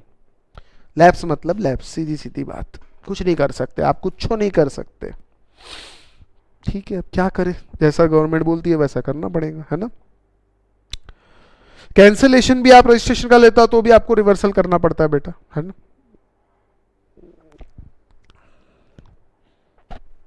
Cancellation of registration also required reversal of ITC on inputs held in stock contained in semi-finished goods, और ये सब बराबर है, करना पड़ता है। 18.6 थोड़ा बाद में अभी आने वाला हूँ मैं। 18.6 ये पॉइंट को जाने दो थोड़ी देर के लिए, ये अभी यहाँ पे आएगा, ठीक है। तो यहीं पढ़ लेते हैं इसको नीचे में। अब ये सेपरेटली कैलकुलेट करना पड़ता है कि सीजीएसटी का, एसजीएसटी का, आईजीएसटी का अलग अलग कैलकुलेट करना पड़ता है, और ये added to output tax liability और रजिस्टर्ड पर्सन, ये तो ठीक है। The amount of credit under subsection 1 and amount payable under 4 shall be calculated in manner as may be prescribe, ठीक है। कोई फालतू चीज है? हाँ 18.6 ये बड़ा विचित्र चीज है, ध्यान से सुनना, इसकी कहानी समझ लो पहले, कहानी लिख के बताता हूँ आपको, देखिए बड़ा बड़ा मज़ा आएगा, कहानी सुन के बड़ा अच्छा लगेगा। मान लीजिए मैंने एक टेलीविज़न खरीदा, टेलीविज़न, टीवी बिजनेस पर्पस के लिए खरीदा टेलीविज़न, ठीक है ना, अपने बिजनेस प्रोमाइसेस में उसका यूज़ कर रहा हूँ मैं, ठीक है। और ये टीवी मैंने खरीदा 50,000 रुपये का। 50,000 के टीवी पे 1 लाख रुपए का खरीदा, चलो 1 लाख रुपए का, इस पे 28% जीएसटी टीवी पे, हाँ, और 28,000 का जीएसटी होता है। इसका मैंने आईटीसी क्लेम कर लिया because it is use exclusively in business purpose and taxable supply provide करने के लिए आईटीसी मिलेगा, कोई प्रॉब्लम नहीं, सारी कंडीशन सेटिस्फाई हुई। ये मैंने खरीदा अप्रैल में, अप्रैल 2019 में। मई 2019 में, एक महीने बाद, मैं ये टीवी को 10,000 रुपए में बेच देता हूं। बेच दिया, बेच सकते, मेरी मर्जी। वही 28% जीएसटी, 2800 रुपए मैंने भर दिया, आउटपुट टैक्स लायबिलिटी। मतलब समझ रहा क्या हुआ? दो सिचुएशन है। 1 अप्रैल 2019 को टीवी लिया 1 लाख रुपए का, और 28% जीएसटी जो भरा था उसका क्रेडिट ले लिया, ठीक है। और मई में वही टीवी मैं 10,000 में बेच दिया, मेरी मर्जी, मैं कुछ भी करूं, बेच दिया, और उसके ऊपर जो 2800 जीएसटी गवर्नमेंट को पे कर दिया। पागल समझा है? हाँ, गवर्नमेंट ने बोला पागल समझा है हमारे को, यानी 28,000 का जीएसटी खा लिया, आईटीसी ले लिया और हमको 2800 दे रहे, कुछ गड़बड़ नहीं लग रही? हाँ सर ऐसे ऐसे करते थे लोग बेटा, ऐसे करते थे, तो इसके लिए 18.6 लाना पड़ा, इसके लिए ये 18.6 लाना पड़ा। 18.6 पता है क्या बोलता है? बहुत विचित्र सेक्शन है, ध्यान देना, पहले पढ़ा था फिर एक और चीज इसके अंदर बची हुई है, मतलब इतनी चालाक है गवर्नमेंट जिसकी हद नहीं। अभी नहीं बता सकता, पहले पढ़ते हैं फिर बताऊंगा, बड़ा मजा आएगा आपको। ये समझ गया ना, इतनी कहानी समझी ना? हाँ, तो इसको रोकने के लिए क्या लाया गवर्नमेंट ने पता है? ध्यान देना, कोई 5% पर क्वार्टर वाला हिसाब है, पार्ट देयर ऑफ वाला। If capital goods or plant and machinery on which ITC has been taken are supplied outward by registered person, he must pay an amount higher of the following. आपने outward supply ये registration registered person ITC लिया था आपने TV का, हाँ।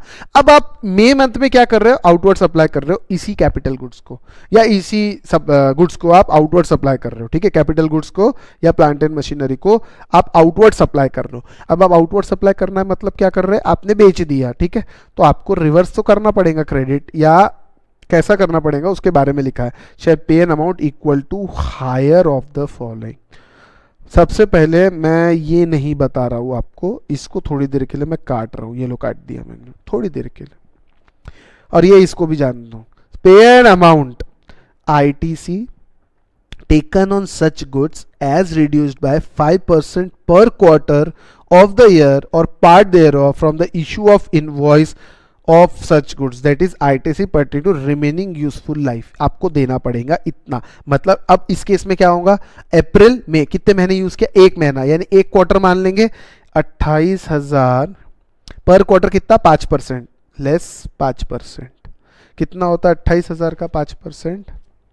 28,000 into 5%, 1400 रुपया ये allowed है, माइनस 28,000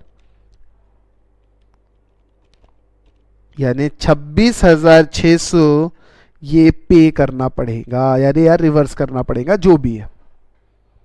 आई बात समझ में? ठीक है, या तो इतना रिवर्स करो या फिर 2800 दो, विच एवर इज हायर। अब मैं ये मिटा रहा हूं,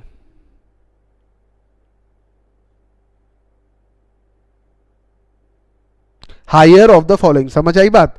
यानी या तो इतना फर्स्ट, ये सेकंड, फर्स्ट हिसाब से कितना आ रहा है सर? ये आ गया 26,600, या फिर सेकंड हिसाब से tax on transaction value. What is the transaction value sir? 10,000, 10,000 is your transaction value, उसके ऊपर टैक्स कितना आया? 2800 रुपए टैक्स ऑन ट्रांजैक्शन वैल्यू आया, तो ये आपको देना पड़ेगा। दोनों में से हायर क्या हुआ? 2800। अब कहानी समझना, ठीक है? मान लो गवर्नमेंट देखो कितनी चालाक है, मान लो ये मैंने सेल 2 लाख रुपए में किया, 1 लाख का टीवी 2 लाख में बेच दिया। अब कितना हो गया ये? 56,000 है ना? ये होता है 56,000, whichever is higher. Transaction value 5% less करके 26,600, अब 56,000 और 26,600 का विच एवर इज हायर ये पे करना पड़ेगा, यानी 56,000 पे करने पड़ेगा। है गवर्नमेंट चालाक? देखो तो ऐसा है, विच एवर इज हायर, ठीक है? आई होप ये आपको समझ में आ गया। लेकिन इसके अंदर एक जरा ध्यान रखना, ये सेपरेटली कंप्यूट है कि सीजीएसटी, एसजीएसटी, यूटीजीएसटी और आईजीएसटी को सेपरेटली कंप्यूट करना है, नो डाउट। ये क्यों करना है बताता हूं आपको, क्योंकि आईटीसी यूटिलाइजेशन के अंदर कुछ रिस्ट्रिक्शंस है। हालांकि मैंने ये फर्स्ट लेक्चर में पढ़ाया था आईटीसी यूटिलाइजेशन के रिस्ट्रिक्शंस, याद आया ठीक, नहीं आया ठीक, अभी मैं फिर से बहुत डिटेल में पढ़ाने वाला हूं उस चीज का, कोई बात नहीं, और तो आपको क्लियर हो जाएगा। इसीलिए अलग अलग कैलकुलेशन करना पड़ता, सीजीएसटी का, एसजीएसटी का और आईजीएसटी का अलग अलग करना है हमारे को। अभी हम ये सब पढ़ेंगे, अभी जो 10 क्वेश्चन बचे हैं उसमें 4-5 एग्जाम के क्वेश्चन है, वो सब हम करेंगे, आपको समझ में आएगा, कोई बड़ी बात नहीं। Whether the amounts are determined exceeds the tax payable on transaction value of capital goods, the amount need to be paid and thus added to output tax liability. If हाँ, एक ये जरा इंपॉर्टेंट है बेटा, ये इंपॉर्टेंट है, इनके ऊपर ये हायर ऑफ द फॉलोइंग वाला एप्लीकेशन लागू नहीं होता। मतलब इसका कैसा, ये सेकंड पॉइंट के हिसाब से ही देना है, इसमें कंपेयर करने की जरूरत नहीं। क्या? If refractory bricks, moulds, dies, jigs, ढांचे वगैरह ढांचा बोलो या डाई रहता है ना भाई, कोई चीज का सांचा, साचा बना, साचा बोलते हैं। Fixtures are supplied as scrap, the taxable person may pay tax on transaction value. अब आप ट्रांजैक्शन वैल्यू पे टैक्स दे सकते हो, यानी अब आपको ये विच एवर इज हायर वाला काम करने की जरूरत नहीं है, क्योंकि इनमें सच्चाई रहती है। अब ये जो साचे रहते हैं, ये साचों से एक लिमिटेड बन सकता है, उसके बाद उसको साचे को फेंकना ही पड़ता है बेटा, उसके बाद वो साचे को फेंकना ही पड़ता है। अब उसको फेंकना पड़ेगा, वो ऐसा आप हायर और 5% पर क्वार्टर चलाओगे तो बेचारे के तकलीफ में आ जाएगा। वो शायद 3-4 महीने बाद साचा चेंज करना पड़ता है कोई भी चीज़ का। साचा समझते हैं आप, कोई चीज़ बनानी है उसका साचा रहता है, फिर वो चीज़ उससे निकल के आती है, वो साचा 3-4 महीने में बदलना पड़ता है। तो ऐसे 5% क्वार्टर देंगे तो इनके तो मोल्ड्स वगैरह, डाइज, जिक्स, इनको तो प्रॉब्लम हो जाएंगी। तो इसीलिए इनको बोला है कि जो भी आप रेट में स्क्रैप करते हो, आप ट्रांजेक्शन वैल्यू पे जो भी आपकी ट्रांजेक्शन वैल्यू आती है उसके ऊपर आप जीएसटी दे दो, कोई प्रॉब्लम नहीं है। आई बात समझ में? ये taking useful life as 5 years, ये तो आपको मैं बताया था, बस बाकी कुछ नहीं है इसके अंदर। ठीक है, ये बेटा कंप्लीट होता है। इसकी समरी बना के दी हुई है, आप चाहे तो पढ़ सकते हो। हाँ, हाउ आईटीसी इज यूटिलाइज्ड। अब एक चीज आपको बता दूं, ये आपको पढ़ने की जरूरत नहीं है, ये यहां तक आपको कुछ पढ़ने की जरूरत नहीं है, बिल्कुल मत पढ़ो। मैं बोल रहा हूं नहीं पढ़ो, नहीं पढ़े तो भी चलेगा। पढ़ने की जरूरत यहां से है, ये है बेटा एनालिसिस पार्ट। क्या है ये? Analysis part. ठीक है, ये हम पढ़ेंगे और उसके बाद आपको कुछ क्वेश्चंस है इस पे, ये सॉल्व कराऊंगा और फिर एक अमेंडमेंट लेके हम बचे सारे क्वेश्चंस कंप्लीट करते हैं। ठीक है, तो चलिए इसको स्टार्ट करते हैं। बहुत सिंपल है बेटा, बहुत सिंपल है। अब बेटा इसके अंदर जो फर्स्ट चैप्टर में पढ़ाया था उसी वैसा ही कुछ तो भी है, मतलब आप समझना। आईटीसी क्रेडिट, अब जो आईटीसी हमको मिलता है वो सीजीएसटी, एसजीएसटी और यूटीजीएसटी जो है, जैसे सीजीएसटी रहता है, एसजीएसटी या यूटीजीएसटी रहेगा, या फिर आपका आईजीएसटी होगा। अगर इंटर स्टेट होता है तो आईजीएसटी रहता है, इंट्रा स्टेट होता है तो सीजीएसटी, एसजीएसटी रहता है, और अगर इंपोर्टेड होता है तो बेटा बीसीडी और आईजीएसटी, बेसिक कस्टम ड्यूटी रहता है ये। और ये जो आईजीएसटी रहता है ना, इन the form of additional custom duty 37 रहता है, in the form of additional custom duty. ठीक है, अब ये इलुस्ट्रेशन यहाँ पे दिया हुआ है, लेकिन इसके भी कुछ मायने हैं पढ़ने के लिए। चलिए थोड़ा सा एक बार पढ़ता हूं, लेकिन असली चीज आपको बताऊंगा। ITC credited to registered person electronic credit ledger बराबर है taxable person entitled for ITC of CGST, SGST, UTGST and IGST depending on the nature of supply by him.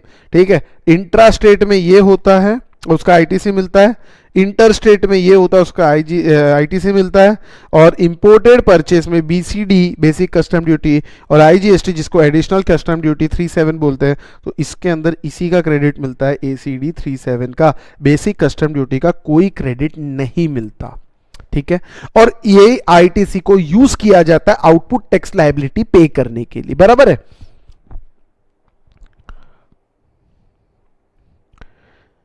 अब इसके अंदर बेटा कैसे यूज होता है जरा यहां देखना। ये सबको पढ़ने के बाद ये क्रक्स है, ये बड़ा इंपॉर्टेंट है, और इससे ज्यादा इंपॉर्टेंट ये है, ये पूरा पार्ट। बस ये पढ़ लिया और ये समझ गया तो समझ लेना सब कुछ समझ गया। ठीक है ना, ये बड़ा काम का पार्ट, ये इतना। और इसी को ये देखिए, इसी चार्ट को एक्सप्लेनेशन वो है जो मैंने अभी मार्क करा है। इसको पढ़ना कैसे? आईटीसी ऑफ आईजीएसटी, यानी आईजीएसटी का क्रेडिट सबसे पहले आईजीएसटी की लायबिलिटी पे करने के लिए यूज होता है, उसके बाद आप सीजीएसटी की लायबिलिटी भी पे कर सकते हैं, SGST, in any order, in any proportion. समझा? ठीक, नहीं तो जाने देना।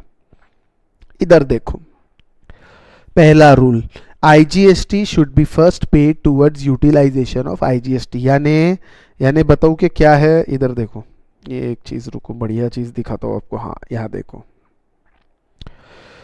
आईटीसी ऑफ आईजीएसटी, यानी आपके इनपुट टैक्स क्रेडिट में आईजीएसटी पड़ा है, तो उसको यूज कैसे करना? उसको सबसे पहले आप यूज कीजिए आईजीएसटी पेमेंट के लिए, कंपलसरी है। उसके बाद आप सीजीएसटी का पेमेंट भी कर सकते, अगर कुछ बचता है तो, और एसजीएसटी का भी कर सकते इन any order in any proportion. मतलब मान लीजिए आपका इनपुट टैक्स क्रेडिट 10,000 रुपए का पड़ा है और आपको ये आईजीएसटी का पेमेंट करना है 5,000 का, तो सबसे पहले ये 10,000 इस 5,000 में यूटिलाइज कर लीजिए, फिर जो 5,000 बचेंगे उससे आप सीजीएसटी पूरा भर सकते हैं, एसजीएसटी पूरा भर सकते हैं, 50-50 भर सकते हैं, 60-40 भर सकते हैं इन एनी प्रोपोर्शन। तो आईटीसी ऑफ आईजीएसटी कितना बच जाएगा? नील। अब खत्म हो जाएगा आप यूटिलाइज कर लोगे तो, ठीक है। अब आईटीसी ऑफ सीजीएसटी काय में यूज करेंगे?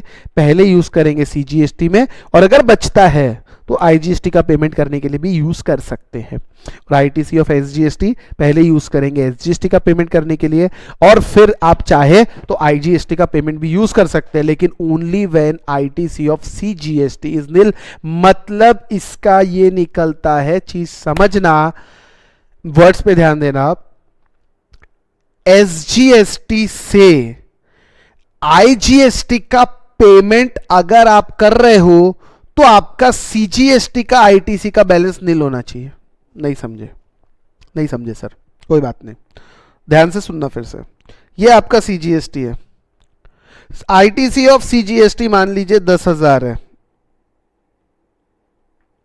और सीजीएसटी पेमेंट के लिए आपने 5,000 का आईटीसी यूज कर लिया, बैलेंस 5,000 बचता है, और ये बैलेंस आपने बैलेंस ही रहने दिया, और एसजीएसटी भी आपका 10,000 है और इसको पेमेंट करने के लिए आपने 5,000 का यूज कर लिया, ये भी 5,000 बचता है।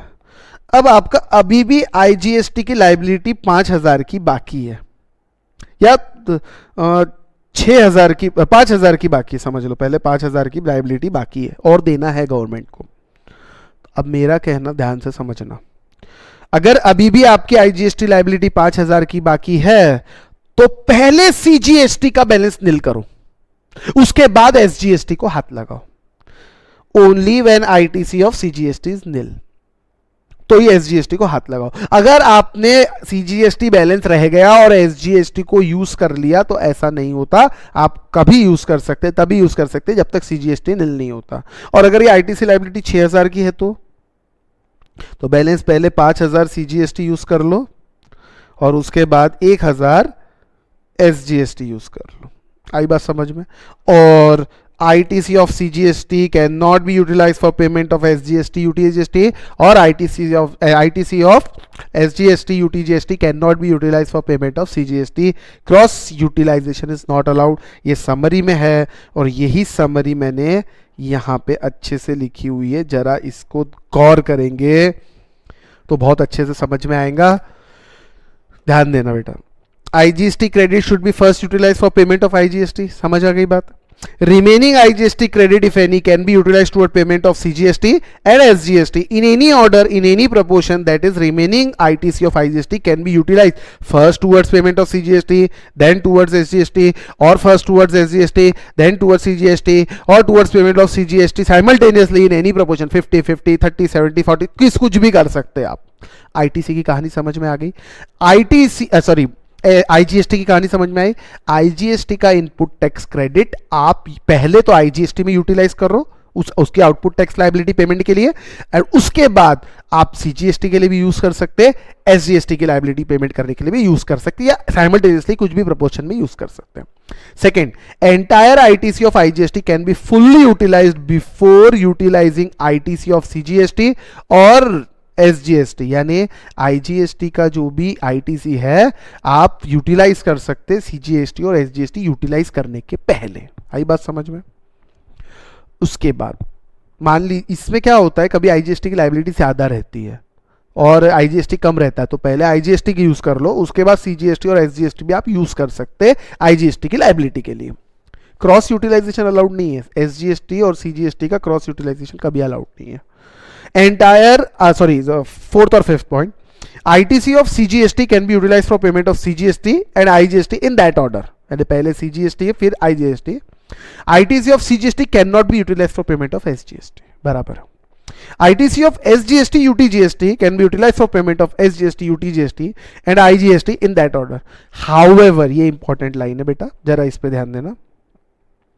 ITC of SGST and UTG or UTGST should be utilized for payment of IGST only after ITC of CGST has been utilized fully. ITC of SGST UTG cannot be utilized for payment of CGST. आपको पता है cross utilisation not allowed है. अब जरा एक example देखना, इसमें दो ऑप्शन है, IGST, CGST, SGST. Output tax liability 1000, 300, 300 है. ITC 1300 पड़ा है, 200 पड़ा है, 200 पड़ा है. तो मेरी आउटपुट लायबिलिटी 1000 है, ठीक है. IGST लायबिलिटी मेरी 1000 है. तो और एक सेकेंड, हाँ मेरे पास क्या ऑप्शन बचते, कैसे यूटिलाइज करना है, मेरा ये कहना है यूटिलाइज कैसे करना है. देखिए सबसे पहले ये मैं IGST जो मेरे आउटपुट लायबिलिटी 1000 है और मेरे पास 1300 का क्रेडिट पड़ा है, तो सबसे पहले बेटा मैं ये जो 1300 का क्रेडिट है ना, ये यूटिलाइज कर लूंगा 1000 पेमेंट के लिए. अब कितना ITC यहाँ बच गया, यहाँ पे 300 बच गया, बराबर है. अब मेरी आउटपुट टैक्स लायबिलिटी CGST की 300 है, तो इस 300 के अंदर मैं IGST 200 यूटिलाइज कर सकता हूँ और 100 CGST यूटिलाइज कर सकता हूँ. तो अब 200 जैसे ही ये यूटिलाइज किया और 100 इसके लिए यूटिलाइज कर लिया. देखिए IGST को कैसे यूटिलाइज किया समझना, पहले 1000 यूटिलाइज किया IGST के लिए, फिर CGST के लिए 200 यूटिलाइज किया, फिर SGST के लिए 100 यूटिलाइज किया, ITC पूरा खत्म हो गया. फिर CGST, IGST के लिए तो करना ही नहीं क्योंकि IGST लायबिलिटी खत्म हो चुकी है. अब 100 CGST की लायबिलिटी 300 है, 200 हो गया, 100 और यूज कर लिया, अब बैलेंस फिर भी बच गया. अब उसके बाद SGST के लिए 200 यूटिलाइज कर लिया, अरे कुछ भी नहीं बचा, ठीक है. और ये में और दूसरा ऑप्शन भी है बेटा, सबसे पहले IGST कंप्लीटली एग्जॉस्ट कर दिया, उसके बाद CGST ये 200 और ये 100, मतलब आप कुछ भी कर सकते हो, आपके पास दोनों ऑप्शन है, कैसे भी कर सकते हो. सीधी सी बात है, ये आप पढ़ लेना, ये कुछ समझाने जैसा इसके अंदर नहीं है, कैसे यूज़ कर रहे हैं हम, ठीक है. किस तरीके से नहीं करना बस वो बताया. अब बेटा बहुत ईजी 2-3 इलुस्ट्रेशन दिए हुए हैं, ज़रा उसको देख लेते. ये इसीलिए लिए क्योंकि मॉड्यूल के अंदर थे. देखिए बहुत आसान क्वेश्चन है. Illustration, ABC company limited registered under GST is engage in the manufacture of heavy machinery. It procured the following items from the month of July. Electrical transformer to be used in manufacturing process. बोलिए ITC मिलेगा क्या? हाँ sir बिल्कुल मिलेगा. Trucks use for transport of raw material, बिल्कुल मिलेगा. Raw material का भी मिलेगा. कॉन्फेक्शनरी आइटम नहीं मिलेगा, यानी इसका मिलेगा, इसका नहीं. देखिए कितना आसान था. ब्लॉक्ड क्रेडिट, रीजन दी हुई है. इलुस्ट्रेशन 2 मैं नहीं कराऊंगा, ये आपको करना है क्योंकि बहुत आसान है. इलुस्ट्रेशन 3 भी वैसा ही है बेटा, बहुत आसान है, लेकिन फिर भी मैं करवा देता हूँ. इलुस्ट्रेशन 3 करवा देता हूँ, थोड़ा सा आपको देख के अलग जरूर लगेगा. और ऐसा ही इलुस्ट्रेशन सॉल्व क्वेश्चन में मैंने दिया है वो नहीं कर पाऊंगा फिर. Mr. X, a supplier of goods, pays GST under regular scheme, has following outward taxable supply in tax period. जिस tax period की हम बात करें उसके outward taxable supply. Intra-state supply 8 lakh का, interstate supply 3 लाख का. इस पे IGST लगेगा और इस पे CGST और SGST लगेगा and SGST, बराबर है. He also furnished purchases made. Intrastate purchase जिसके ऊपर CGST और SGST का क्रेडिट मिलेगा और इंटरस्टेट परचेज उस पर IGST का क्रेडिट मिलेगा. Mister x S ITC with beginning, opening ITC दिए हुए हैं, ठीक है. चलिए पहले ITC कैलकुलेशन कर लेते, कंप्यूटेशन ऑफ ITC.